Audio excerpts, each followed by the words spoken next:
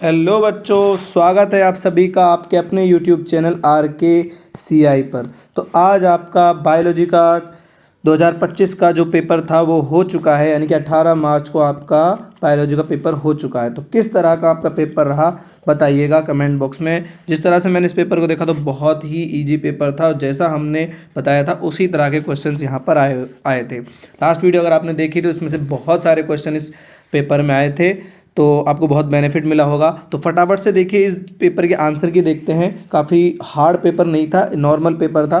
तो फटाफट देखिए कितने मार्क्स आ रहे हैं, वो आप बताइएगा कि 56 में से आपके कितने मार्क्स आ रहे हैं। फटाफट से कमेंट बॉक्स में बताइएगा, और हम इसके आंसर की देखते हैं। फटाफट से देखिए देखिए ये रहा आपका पहला क्वेश्चन आप सभी के सामने है।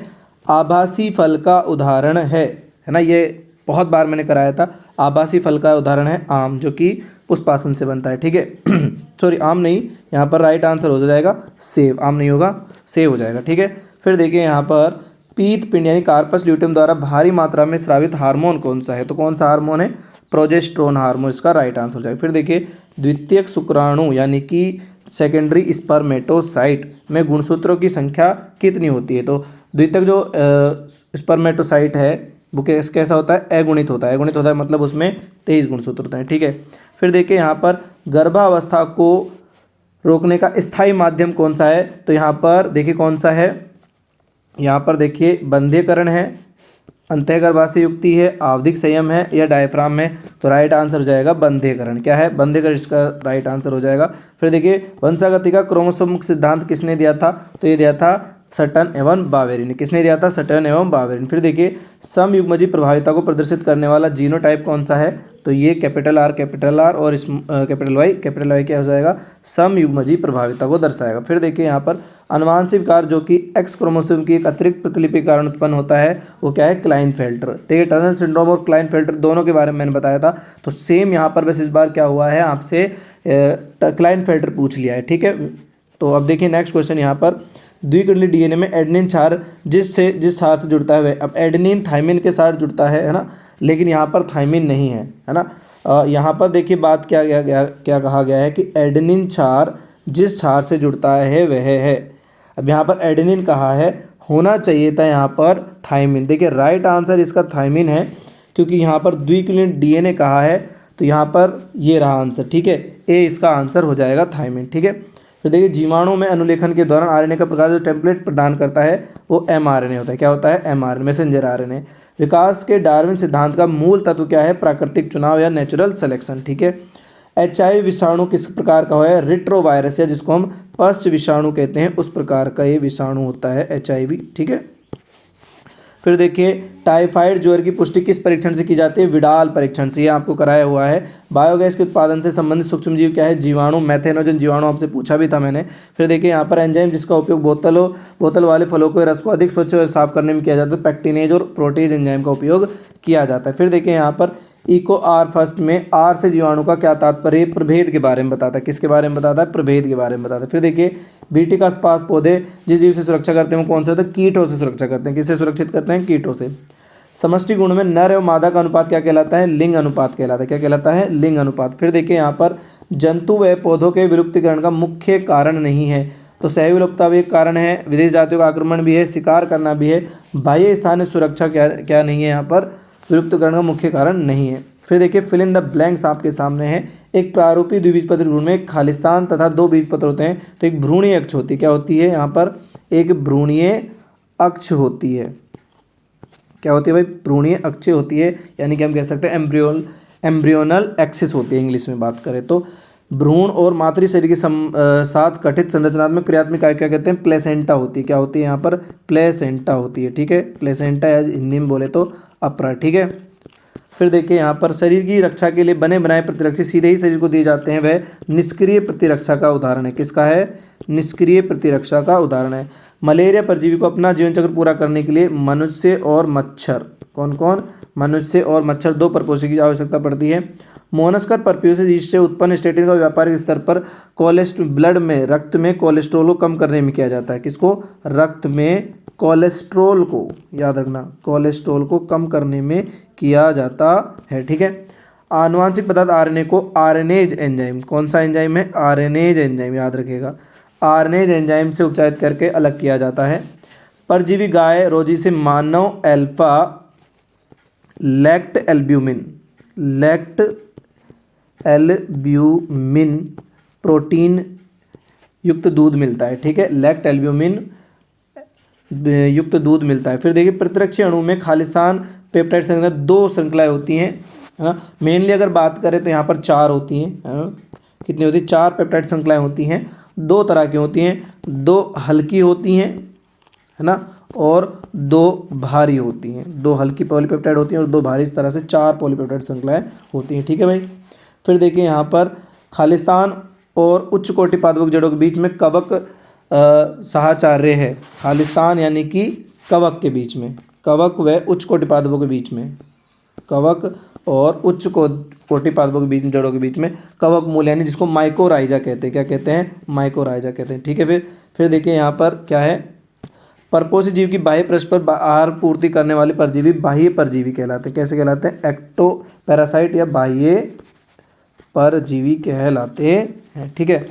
फिर देखिए यहाँ पर हाइड्रिला पादप में परागण का माध्यम क्या है, जल परागण। कैसा है, जल परागण होता है। ठीक है भाई। फिर देखिए शुक्राणु जनन को परिभाषित कीजिए।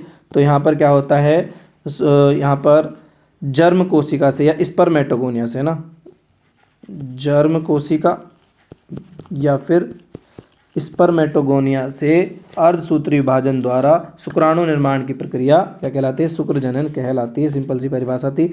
मेंडल के एकल संकरण की F2 पीढ़ी में शुद्ध लंबे, संकर लंबे बौने पौधे का अनुपात लिखिए, है ना। तो यहाँ पर आपसे पूछा गया है शुद्ध लंबे का अनुपात कितना था, 1 था। फिर संकर लंबे के कैसे थे, ये 2 थे, है ना, और बौने पौधे कैसे थे, 1 थे। तो 1:2:1 था। ठीक है, ये संकर लंबे पौधे वाले का ये 1:2 था, ये आपको बताना था। ठीक है भाई। यहाँ जीन अनुपात पूछा गया था। फिर देखिए यू अनुवांशिक कूट द्वारा कूट लिखित अमीनो अम्ल का नाम लिखिए। तो ये क्या है, फेनिल एलानिन। क्या है, फेनिल एलानिन अमीनो अम्ल को कोड करता है।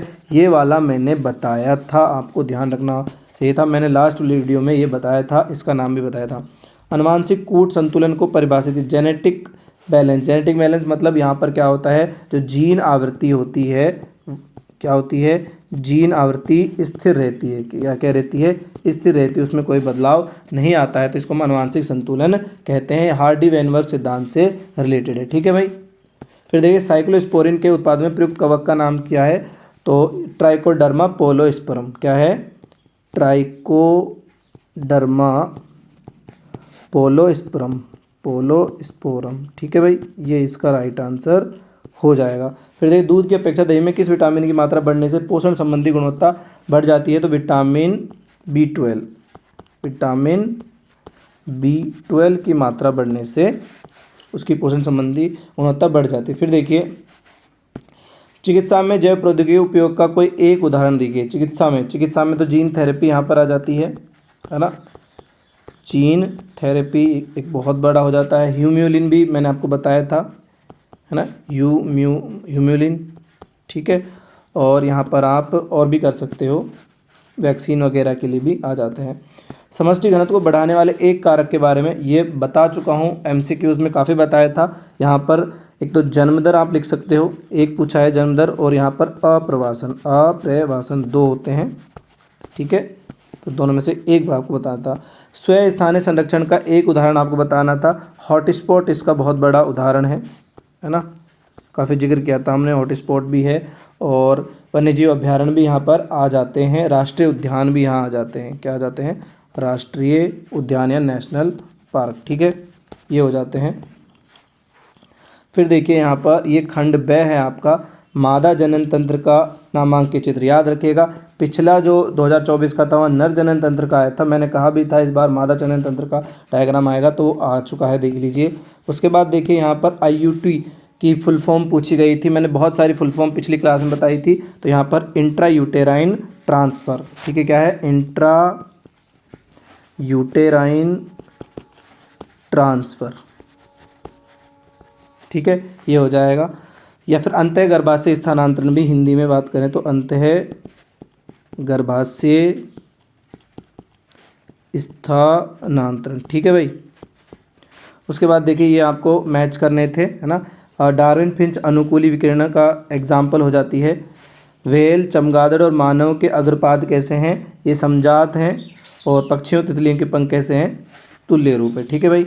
फिर देखिए यहाँ पर प्रतिजैविक को परिभाषित यानी एंटीबायोटिक को आप परिभाषित करना है। और पेनिसिलियम नोटेडम में प्राप्त एंटीबायोटिक का नाम मैंने बताया था आपको, पेनिसिलिन हो जाएगा, पेनिसिलिन यहाँ पर हो जाएगा। और प्रतिजैविक कैसे होते हैं, जो सूक्ष्म जीवों की वृद्धि का विरोध करते हैं वो प्रतिजैविक होते हैं। ठीक है भाई, ये परिभाषा आपको लिखनी थी। प्रतिबंधित एंजाइम के कार्य पे कोई एक उदाहरण बताना, तो इको आर फर्स्ट जो आपका यहाँ पर एग्जाम में ही दिया हुआ है, इको आर फर्स्ट, या आप हिंट सेकंड भी बता सकते थे, है ना। हिंट सेकंड या हिंट थर्ड भी आप बता सकते थे, काफ़ी सारे उदाहरण हो गए। कार्य यहाँ पर क्या है, डीएनए को काटना है, ये डीएनए को काटना, डीएनए को काटता है, ये सिंपल सा इसका कार्य है, जो कि आपको बहुत बार क्वेश्चनों में बताया था। तो उम्मीद है आप सभी ने किया भी होगा, इससे मैंने पहले ही कहा था, है ना। फिर देखिए पीसीआर को आपको बताना था, डेढ़ नंबर में आया था, पॉलीमरेज चेन रिएक्शन, ये आ चुकी है ना। और यहाँ पर टैग पॉलीमरेज एंजाइम का उपयोग किया जाता है, टैग पॉलीमरेज एंजाइम का उपयोग किया जाता है। और इसमें एक छोटे से जीन के टुकड़े को की बहुत ज़्यादा संख्याओं में प्राप्त की, जिसको हम जीन आवर्धन कहते हैं। तो इसमें जीन आवर्धन होता है, क्या होता है, जीन आवर्धन होता है, 3 स्टेप होते हैं, आपने किया होगा मुझे पूरी उम्मीद है। और कैरी मूलस नामक साइंटिस्ट ने इसकी खोज की थी। ठीक है भाई। पारजन्य जंतुओं के रोग का अध्ययन हेतु किस प्रकार किया जाता है ना, तो जितनी भी दवाइयाँ होती हैं उनकी सबसे पहले टेस्टिंग जो है पारजन्य जंतुओं पर ही की जाती है ना। और देखा जाता है कि वो जो दवाइयाँ हैं कितनी कारगर है या नहीं है, और उसको किस तरह से रोग को नष्ट किया जाता है ना। अगर वहाँ पारजन्य जंतुओं पर पहले उसका अध्ययन किया जाता है रोग का, और फिर उन पर दवाइयों का असर देखा जाता है, इस तरह से।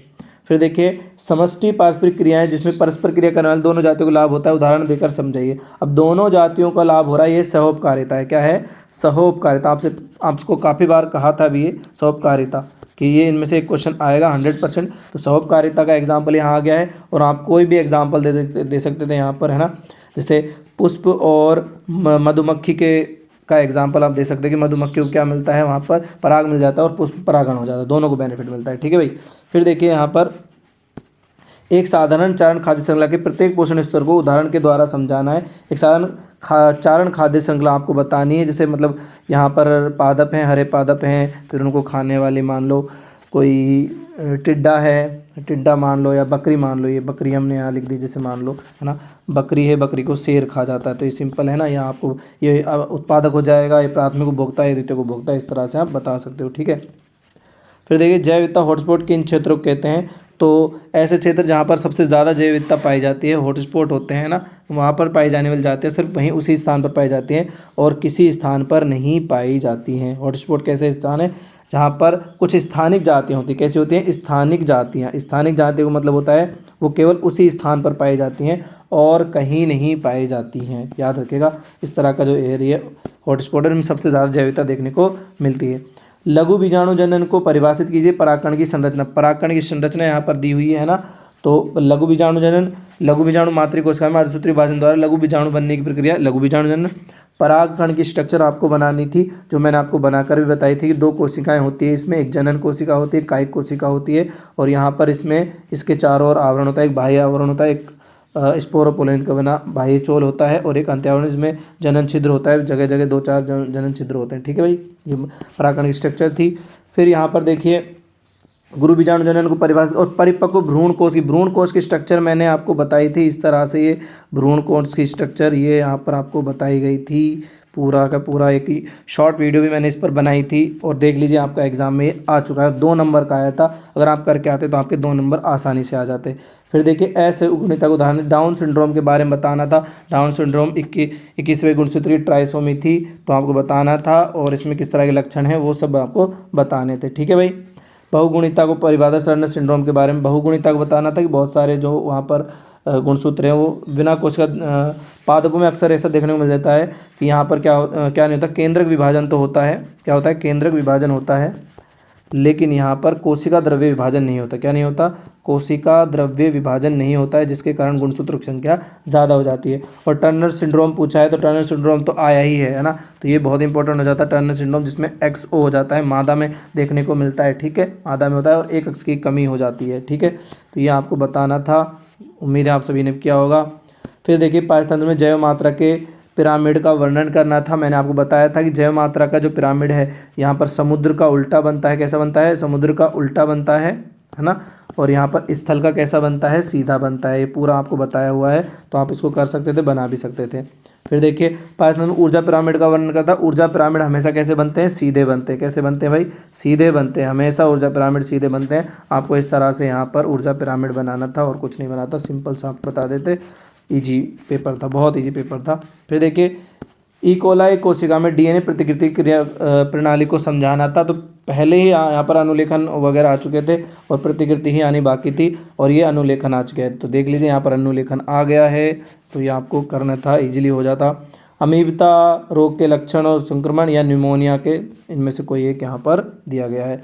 तो ये था पेपर। कमेंट बॉक्स में बताइएगा किस तरह से का पेपर रहा, इजी रहा, हार्ड रहा, जो भी कितने मार्क्स आपके। मुझे पूरी उम्मीद है 56 में से आउट ऑफ 56 आए होंगे। पेपर बिल्कुल भी हार्ड नहीं था, कोई भी ऐसा क्वेश्चन ऐसा नहीं था जो हार्ड था जिसे आप कर नहीं सकते थे। सभी क्वेश्चन किए जाने वाले थे। इजी पेपर था, बहुत इजी। 56 आउट ऑफ 56 वाला ये पेपर था।